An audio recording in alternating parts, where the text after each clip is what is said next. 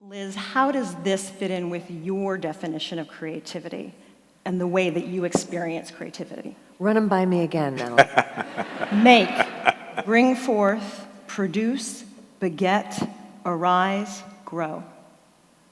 Grow.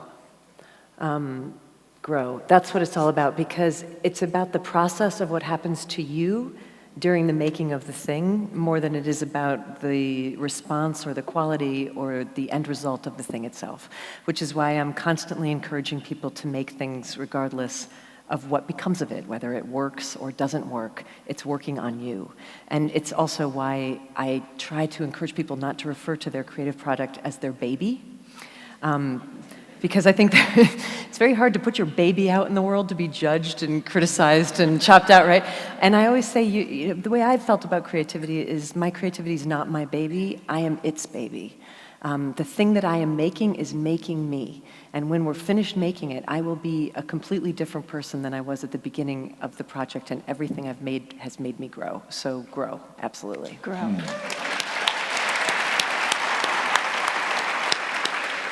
Nile, did one of those words speak to you when you think about creativity?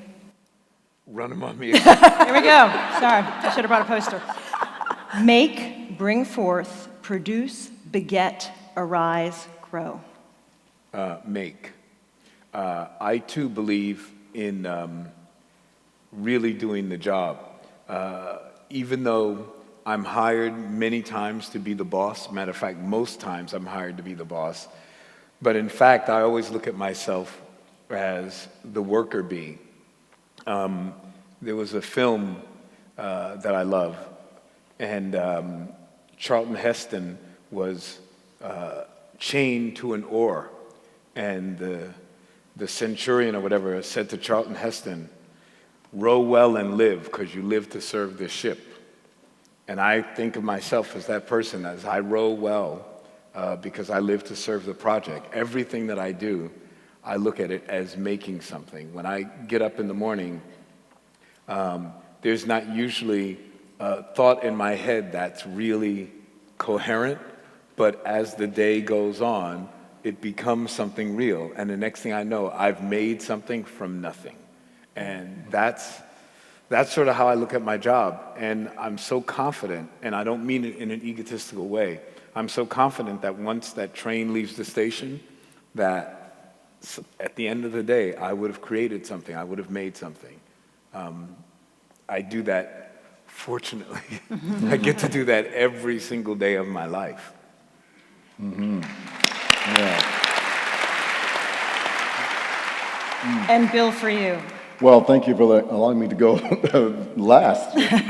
They've said everything. I think maybe the most honest one, particularly at the darkest moments, is bear witness.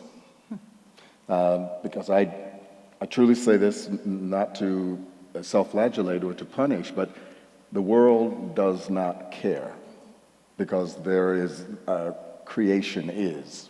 So what I do with my form, and it is about form, is I'm some way like bearing witness to something that is ineffable and huge.